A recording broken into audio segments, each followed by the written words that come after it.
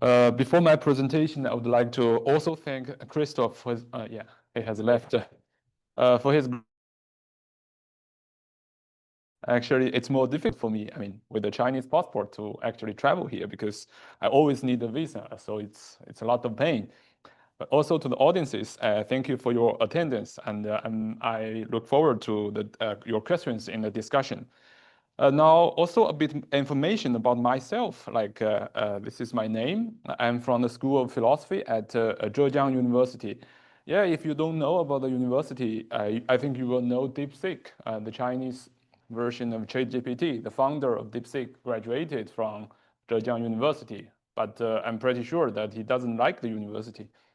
But I studied in the States and Europe. I did my master's thesis with Philip Sloan at the University of Notre Dame in the States. And I obtained my PhD degree at Ghent University in Belgium with Charles Wolff and Martin van Dijk and also Hurt in my PhD committee. I work on various topics in philosophy of science, but philosophy broadly construed. Today, I will speak about vitalism. I will offer a critical reflection on various doctrines of vitalism in the history of science and philosophy, but I will focus especially on a group of phenomena of what I call chronic vitalism. So, okay. Yeah. My presentation is divided into 5 parts. In the introduction, I will provide some background information and explain the motivations behind my concern with chronic vitalism. In the following 4 sections, I will illustrate through 2 examples. I will present some unknown history about vitalism and then provide some reflections as Kant would call critiques. The first example concerns vitalism and energy physics, and the second is about the constitution of biology at the turn of the 19th century. In the introduction, I'll briefly summarize on scholarship on vitalism and explain why a historical critical reflection is indeed needed. Okay. What is the current state of the art? Here is a summary from the entry, Reductionism in Biology, from Stanford Encyclopedia of Philosophy. And it says, ontological reduction is the idea that each particular biological system, organism, is constituted by nothing but molecules and their interactions, but unclear what this means. In metaphysics, this idea is often called physicalism or materialism, which assumes in a biological context that biological properties supervene on physical properties, or each particular biological process or token is metaphysically identical to some particular physical-chemical process. Again, unclear what this means. Ontological reduction, in this sense, is the default stance nowadays among philosophers and biologists, the denial of physicalism by vitalism. The doctrine that biological systems are governed by forces that are not physical-chemical is largely of historical interest. Then, by this summary, I think 2 claims about vitalism. The idea that biological systems are governed by non-physical chemical entities, agents, forces, or souls are widely accepted, especially among contemporary philosophers of biology, if not historians. So first, metaphysically and ontologically speaking, vitalism is a heresy. Why is it a heresy? According to the philosophers, vitalism is incompatible with physicalism, or what they call ontological reductionism. While historians might be skeptical about this incompatibility, and me too, but it's serious in philosophy of biology. There are actually many examples in which philosophers accuse each other of being vitalist. Actually, that's the case. But why so? I mean, the most important reason is that vitalism is incompatible with physicalism, or what is called token physicalism. Every biological process is metaphysically or ontologically identical to a physical-chemical process, but it's unclear what this means, right? Now we move to the second claim. As already mentioned by the entry, vitalism is of largely historical interest, but it could only become a popular topic in historical scholarship. As the historian of biology, Jacques Roger assures us now that vitalism is no longer a threat to modern biochemical interpretation of life. It should be possible to study its long history peacefully and even to define the positive role it may have played at some stages of the history of biological research. Yet, Such historical interest will has generated tons of historical scholarship, like wonderful historical scholarship on vitalism. And in my view, the flourishing of historical scholarship will finally question the validity of the cheap philosophical judgment on vitalism and shows what's wrong with philosophy today as well. Sorry, okay. After several decades, vitalism has become standard topic in the history of biology, science, and philosophy. In the early years, historians were also hostile to vitalism, and they viewed vitalism as an obstacle to scientific progress, especially in biology. Now they have received it with much more favorably. The leading scholar on vitalism today, I believe, is one of my supervisors, in Ghent, Charles Wolff. Now he's finishing up a big historical study which is entitled Vitalism and Its Lost Futures. I think I'm lucky enough to be one of the first readers of this manuscript. Sorry. Thanks to the efforts of Charles and many other historians, now several facts are quite clear, and I will present these facts as neutral as possible. First, the term vitalism is a neologism in the late 18th century, and it wasn't commonly used before that. Second, in the ancient and medieval periods, some great philosophers, great natural philosophers as well, like Plato and Aristotle, are interpreted as vitalists for their massive interest in the idea of the soul. But this is controversial, like many people say, they are not vitalists. In the early modern period, many great natural philosophers, including Newton and Leibniz, are treated as vitalists as well. And again, such treatments are very, very controversial. Not everyone agrees. In the late 18th and early 19th centuries, when biology was newly founded as the science of life, there were many vitalists, self-claimed or labeled, and this is uncontroversial, partly because the term vitalism was invented at the time. In the late 19th century, in general, vitalists have lost their influences but never really disappeared until Hans Driesch, perhaps the most known but actually little understood vitalist today, came up with his neo-vitalism based on research on embryology and what we call developmental biology today. Yet, after the early 20th century, the term vitalism went out of favor, and from sometimes biologists and philosophers started to defame each other by calling each other vitalists. However, do we still have doctrines of vitalism today? My reflection shows that the answer is yes, as I will demonstrate very shortly. Now I will briefly explain why a historical critical reflection is actually needed. First, there is obvious incompatibility between historical scholarship on vitalism and its philosophical judgment.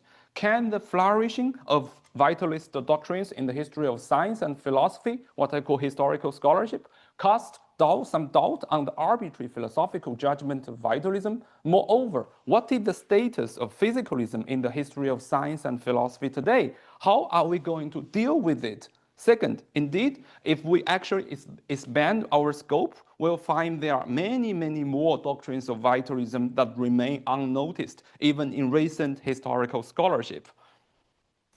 Yes, I have based my presentation on my recent book on the riddle of life, a historical logical study of vitalism. As to the historical part, I search into the history of science and philosophy with primary and secondary sources and find out that scientists and philosophers are really fond of talking about vitalism. And there are many, many more doctrines of vitalism in the past.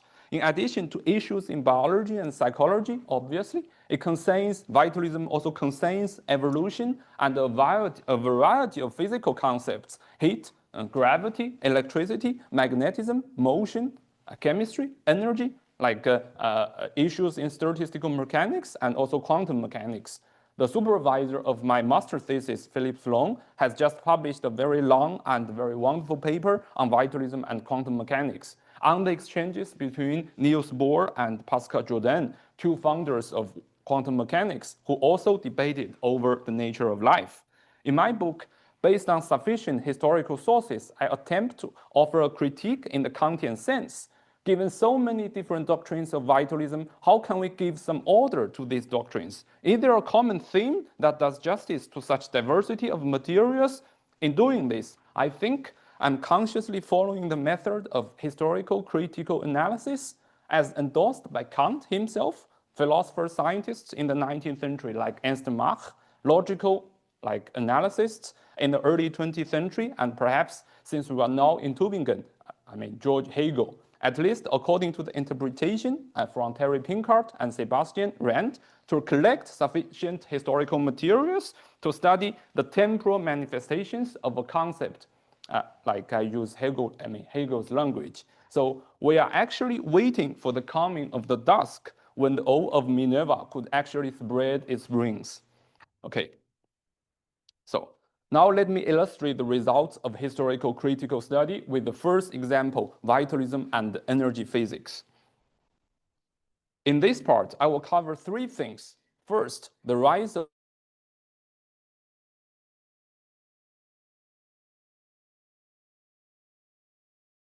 in the hands of many British natural philosophers and also some German physicists. In this phase of establishment, two fundamental principles of energy were formulated, and these two are now still widely acknowledged as the forbidding the possibilities of two kinds of perpetual motion. You can't create energy for free, and also you can't transform heat to mechanical energy or work for free. Before that, there is actually a discovery phase roughly from the 1820s to the 1850s, in which a group of natural philosophers all around Europe formulated the conservation principle simultaneously, including Hermann Helmholtz. At the time, the term force was used instead of energy, so it was commonly rendered as the conservation of force instead of the conservation of energy. And also after the 1870s, there is an energetics phase until perhaps the early 20th century. Basically, in Germany, two physicists or physical chemists, Wilhelm Ostwald and George Hem, with some support from Ernst Mach and the French physicist Pierre Duhem, provided energetic worldview to understand all worldly phenomena, including natural and social. We will come back to the worldview at the end of the presentation. So, second, I will focus especially on the pressures placed on vitalism from the newly established energy physics. Indeed, some old forms of vitalism were denied and new forms of vitalism were invented. Third, the engagement between vitalism and energy physics acts as a standard episode of chronic vitalism. Okay, long story short, before the formulation of the conservation of energy, perpetual machines of the first kind, non-mechanical but electrical, magnetic and living devices, were considered promising options, as summarized by the 19th century physiologist like John Drysdale, pointed out by Kenneth Caneva. The question was still undetermined with respect to the other natural forces. Heat, electricity, magnetism, and chemical action. Did the same law apply here? And what was the real relation between them and mechanical motion, which they can all produce? Might there not still be some ingenious combination of these forces from which a real gain of power might be got? So this kind of widely available skepticisms that living organisms might be like perpetual machines of the first kind. Then, concerning living organisms, vitalism seemed to assert that energies can be generated indefinitely from vital agents, souls, or life itself for free. And living organisms become perpetual machines of the first kind. The 18th century physiologist like George Storch gave assertions like that. He said, the organism was gifted with the power of vital energy that worked vigilantly to remove bodily materials. The same goes for others like Albert Holler with life, with his famous concept irritability. The same also for Kant. He said in Metaphysical Foundations, life is the faculty of a substance to determine itself, to act from an internal principle of a material substance to motion or rest as change of its state. Here is an interesting story told about vitalism and motion, life and inertia, but here concerning energy, Kant doesn't seem to be explicitly aware that motion needs energy. and one can't generate energy, and one cannot create energy for free even with life. But these assertions at Kant's time are at best ambiguous. As Hans Driesch will say, but none of these philosophers knew about the principle of conservation. However, Hermann Helmholtz ignored all of this and pushed this line of interpretations, and he charged Starhor and Haller's vitalisms of violating the conservation principle. If vital force could do that, then perpetual motion would be possible. Later, Hans Driesch was fully aware of this point when he wrote that self-motion is self-contradictory and entelechy is not able to create energy for free. In summary, the conservation of energy did put an end to quite a few vitalist doctrines or vitalist speculations that implicitly violated the conservation principle. In short, living organisms are not perpetual machines of the first kind. However, unlike like what Helmholtz would presuppose, the conservation principle was absolutely unable to wipe out all vitalistic speculations. There were two lines of responses already to Helmholtz's criticisms of vitalism. The first is energetical vitalism held by Eugenio Rignano, the Italian natural philosopher. He formulated that vital force is actually an energy itself, and he observes the principle of conservation as well. We will not pursue this response further. Another response is more interesting because it contains the possibility of treating living organisms as perpetual machines of the second kind, if not the first. So the vital agent or the soul was only able to transform or transport rather than create energy. Indeed, at the turn of the 20th century, there were quite few speculations pushed even further with the support of Maxwell's famous idea of the dema, slightly violating the second law of thermodynamics. At the time, both William Thomson, Lord Kelvin, and surprisingly Helmholtz himself touched upon this line of idea as well. In 1892,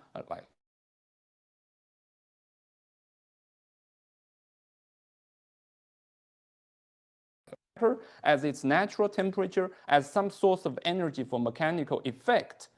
So this is Lord Kelvin's assertion. The same for Helmholtz. Helmholtz was never as dogmatic as later physicalists who are hardly connected to the historical progression of science. Indeed, in his lecture, Helmholtz now acknowledged the possibility that there might be other agents acting in the living body. Later, Helmholtz included a very intriguing footnote in an article on thermochemical processes that directly echoed, like Lord Kelvin's concerns, whether such a change, the transformation of disordered motion to ordered motion will work, would also be impossible in the fine structure of living organized tissue appears to me to be still an open question, the importance of which in the economy of nature is very obvious. Okay, after Maxwell's demon became popular, analogies between the demon and the entelechy went really wide for a while. Driesch suggested that with his entelechy, the work of the demons of Maxwell is regarded as actually accomplished. Another, like Swiss physicist and or chemist, he speculated that, according to the hypothesis that vital principle is something particularly tenuous and capable of acting on the individual molecules after the manner of Maxwell's demon. These are the kind of typical speculations at the time.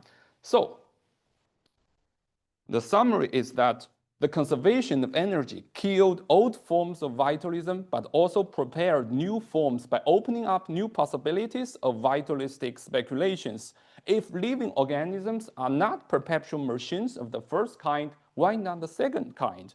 However, all these speculations finally came out with nothing in the early 20th century, although some today are still entertaining with essentially the same speculations. In the early 20th century, the physics moved too fast and vitalism must catch up. As the contemporary natural philosopher Bernard Bivonk, the German natural philosopher, he observed that maybe ironically and sarcastically, The history of physical sciences is always open to vitalism. Then, when the interest in thermodynamics and the statistical mechanics was gone, the new fashion was quantum mechanics.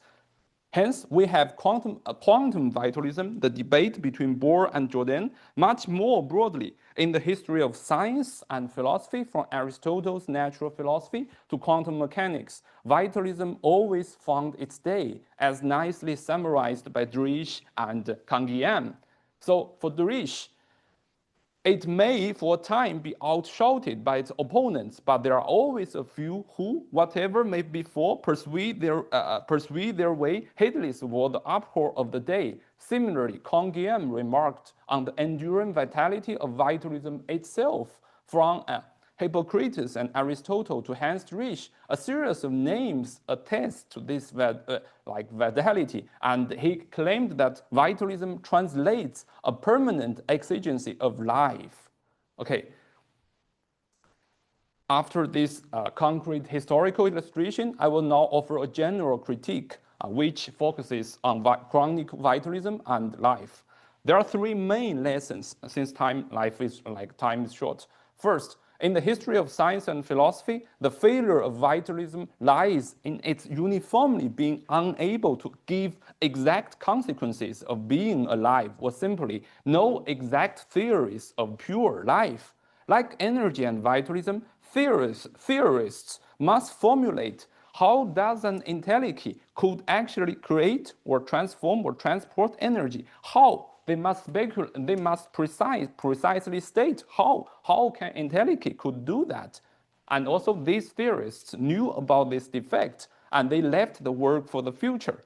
So no metaphysical considerations involved at all at this moment in the process of science. Okay. Second, this failure, or a series of failures dating back even to Aristotle, explains chronic vitalism. Since no theory of life is available, every wave of vitalism amounts to, at best, to the invention of new terms with no substantial progress to theorize about life. Okay, here is my summary.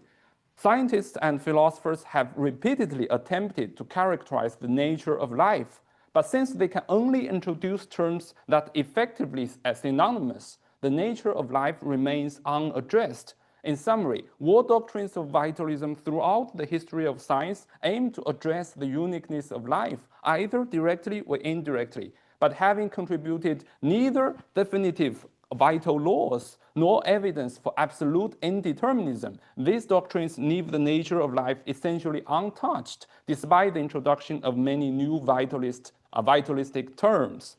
Okay. So the third lesson is more astonishing if we understand vitalism as attempts to theorize about life, the consequences of being alive. Then there are many vitalists today, and their theoretical efforts unfortunately suffer from essentially the same problem. For instance, Stuart Kauffman, with his proposed fourth law of thermodynamics, Bertalanffy, with his thermodynamic criteria for open systems, and more recently, Carl Friston's free energy principle for life and cognition, and back in the early 20th century, Erwin Schrödinger's life feeding on negative entropy. And also we have many options. Ben Name, the Israel physicist, opted for information theory to solve the riddle of life. The same goes with Yockey, like the biologist. There are other fancy names indicating theoretical efforts. Brian Goodwin, the Canadian mathematician and biologist, his biological field theory, Robert Rosen's ambitious category theory to study life itself. Note Rosen's appeal to category theory in mathematics. Naturally, since life is so mysterious and many phenomena are typically labeled as phenomena of life, the speculation that a new mathis universalis is needed to address the riddle of life has also been popular in the 19th century. Like you can find them in the writings of Orkin, in Husserl, and also in Bohang. However, all these efforts at this moment amount to no genuine progress towards solving the riddle of life. Look, it's not the case that they have yielded no scientific achievements, but what I mean is that no general theory of life has been available in their theoretical efforts, as summarized nicely by Robert Reid, the theoretical biologist. The radar of life is forever being photographed in fashionable modes, whatever they be: quantum mechanics, cybernetics, system theory, thermodynamics, or information theory. The process makes the problems more accessible to a wider audience. But fashionable appeal can mask the absence of a real solution. So our conclusion is that no theory of life is available now, hence the failure of vitalism and also chronic vitalism. To elaborate, life remains a concept in everyday discourse, a folk concept in everyday discourse, and no exact theory of life is possible. Yet, to clarify, from the scientific perspective, it's misleading to mystify or even philosophize about such absence of general principles to say that life is unknowable. That was the same, because that was the situation of every scientific concept in its origins in everyday life, as well as in old philosophy of nature. You can find similar things like in heat. Before, like we have a theory of heat, electricity, before we have a theory of electricity, magnetism, and many, many others, as we'll see shortly. So vitalism as an attempt to theorize about pure life is always welcome. No one can deny and no one can know in advance whether it will succeed in the future. So this is the first conclusion. Now, in the previous discussions, I seem to equate somehow vitalism with life, which is understood as pure biological life. However, this is at least controversial in early modern scholarship on vitalism. Now, in the rest of this talk, in this presentation, I will go into the second example, the constitution of biology, in which vitalism becomes more chronic. Okay. First, let me briefly revisit some of these topics here: vitalism and heat, electricity, magnetism, and motion. These are actually classical topics in the history of science: animal heat, animal motion, animal electricity, or like galvanism, like animal magnetism. However, among the historical materials about these topics, it's not always the case that standard vitalism, I mean biological vitalism, is employed. Say, how do vital agents, forces, entities, intellices, or simply life, they are synonymous in any case, how do they give rise to like heat, motion, electricity, and magnetism in a regular, in a lawful way? But there is another strand of interpreting heat, motion, electricity, and magnetism, as I will show shortly. Okay, in this part, I will first discuss a bit of early modern scholarship on vitalism with two controversies highlighted by Charles. First, should we label natural philosophers at the time as vitalists or not? Second, was there like the concept of life available before biology? Then I will distinguish physical vitalism from biological vitalism. In the end, I highlight the changing nature of the physical. First, on early modern scholarship, the first controversy hinges on, as Charles notes, should we actually label natural philosophers in the early modern period as vitalists, given their express uses of vitalist languages? There are two actually objections. First, the term vitalism didn't actually appear in that period. Second, more crucially, these natural philosophers are very weird vitalists. If they are, I mean, because for them, matter is alive. They are vital materialists. And even nature and the whole world is also alive. Okay, the second controversy follows from the first one. There are two observations. First, as Charles notes, the term life was used in a wild manner in the early modern period. It was almost everywhere, perhaps except in the works of Descartes. Newton and Boyle thought somehow matter is alive with gravity or chemistry. Leibniz thought that matter is alive at its bottom as monad. Hence, he gave the name vis visa, living force, as a precursor of kinetic energy. Second, with others, Charles advanced a more spectacular thesis. As I read it, the neologicism vitalism played a crucial role to restrict the use of the term life to living organisms, hence the constitution of modern biology and the science of life. In modern biology, we start objects that are alive. Okay, here is an example of the intellectual trend of the early modern period. Grew and John Ray believed that life is everywhere in nature. They said, this offset power, which is life, from whence arise the activity, the sphere of activity is more conspicuous, and in all the sorts of magnetic inclination in the gravitation of bodies. But it is also that within every corporeal principle might probably endued, to speak properly, might be animated. Okay, now how to make sense of the chaos of the controversies? In my critique, I think it's necessary to introduce the notion of physical vitalism as distinguished from biological vitalism, which is the standard conception of vitalism today. As I said, these associations manifested in two forms. Some physical phenomena were interpreted as signs of life with the realm of matter, thus enabling the notion of vital matter, as we can also say that in Schelling in a way as well. It was also posited that life itself might influence the occurrence of this physical phenomenon within living organisms. The first is physical vitalism, the second is biological vitalism. Actually, in a nutshell, several concepts in general accepted as physical concepts today, heat, gravity, electricity, magnetism, and motion, were treated as signs of life in matter, in nature, or in the whole world. Apparently, vitalism is much more chronic than previously thought. Now, it's clear that the notion of the physical must have experienced dramatic changes unknown to us today. But first, Karl Hempel already pointed out this problem in Hempel's physicalist dilemma. Second, physical concepts of heat, gravity, electricity, magnetism, and motion were of partially vitalistic origins as signs of life in matter, in nature, in these vitalistic philosophies of nature. With these considerations in mind, we can find actually some rare scholarship on the connections between physical concepts and life, even in motion, with the concepts of inertia and kinetic energy. Okay, so how to make sense of all these materials and these materials and generations? I propose we consider the thesis that concern the differentiation from science to the philosophies. So what is the thesis of the differentiation from science to the philosophies? First, in the 19th century, various different sciences won independence from philosophy, both internally and externally. From the point of internal history, the sciences, like energy physics, established their own theoretical frameworks and rules for collecting empirical data. They were no longer concerned with philosophy, like as metaphysics, anymore.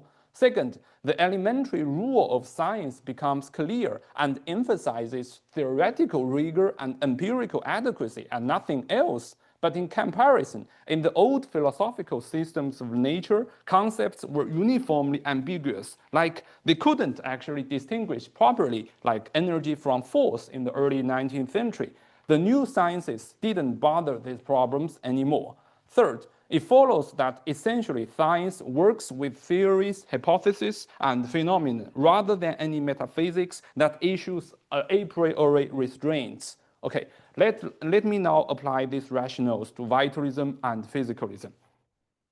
Okay, although the sciences went independent of philosophy, we retained but sharpened actually some of its old concepts, like the concept of atom in modern physics obviously came from the philosophical theories of atomism, mechanism, and materialism, or what they will call physicalism today. The same, I argue, goes for vitalism, which, very broadly speaking, emphasizes the presence of active forces in nature. For instance, natural philosophy in the early 19th century can be treated as a form of philosophical vitalism, but the philosophical vitalism rarely made its way into different sciences. In physics, we know now Schelling's impacts on electrical magnetic research through Ost, through Ritter, and perhaps even Faraday indirectly through British versions of natural philosophy. And also, Schelling exerted impacts on energy physics as well through indirectly the case of Faraday. Okay, then in this situation, it's fair to claim that physical concepts like field and energy had vitalistic origins as well. Indeed, some of their early proponents like Ost, Ritter, and Faraday were very, very philosophically enthusiastic. They came to combat materialism and mechanism at their time. They believed that their scientific achievements proved that materialistic and mechanistic philosophy of nature were deadly wrong and misleading. These achievements then must have spiritual and moral teachings too. If nature is alive, why are you so pessimistic about your own life, right? These were common in old natural philosophers where they want to combine like science, humanities together. However, to emphasize, concepts like field and energy become established in modern physics for the reason that they meet scientific criteria rather than any metaphysical considerations. The same goes for atom, which has more or less a purely physicalist origin. Then they stand, like these concepts, they stand by themselves and they don't lend justification to materialism, mechanism, or physicalism if the latter are treated as metaphysics. The same, as I will show, goes for the idea of mental energy. So there is a curious story about the idea of mental energy. This story can be pushed a little bit further. In the energetical worldview proposed by Ostwald, Helm, and others, they put forward naturally physical energies, but also vital energy and mental energy. We know that physical forms of energy have become established in modern physics, but vital energy has failed in energetic vitalism. Yet, the idea of mental energy stands somewhere between. Psychoanalysis somehow still uses the idea of mental energy today. Well, it's somehow still useful, but controversial. But back to Freud. He was serious about mental energy, and he wanted to prove that mental energy all observed the conservation principle. A more interesting example came from the mathematical economist, the British mathematical economist, Francis Edgeworth. His use of mental energy as pleasure and finally as utility. He believed that with the mathematization of the marginal theory of value, he could found a new science of mathematical psychics. Yet, the notion of mental energy as utility is much safer than that in psychoanalysis, as it meets better scientific criteria in economics, although it also ignores the conservation principle, and it has now totally forgotten part of its origin in philosophical energetics. Okay. Yeah, sure. Yeah, I'm about to conclude. To conclude, with the differentiation of philosophy to the sciences, it's possible to present old natural philosophy as parts of system philosophy as proto-science, with vague but suggestive concepts and theories, with inexact but valuable references to a variety of natural phenomena. But all these need to be ratified and sharpened by science. It's fair to say that without a theory of pure life, the notion of life remains at the philosophical level, at the level of ordinary experience, waiting to be improved by ambitious theoretical scientists. Then, well, there is a question about what is the job of philosophy today. As one of the many logical analysts at the turn of the 20th century, Ernst Cassill understood that the old days of system philosophy were gone, and philosophy must have a new task to distinguish itself from everyday scientific practice, both empirical and theoretical.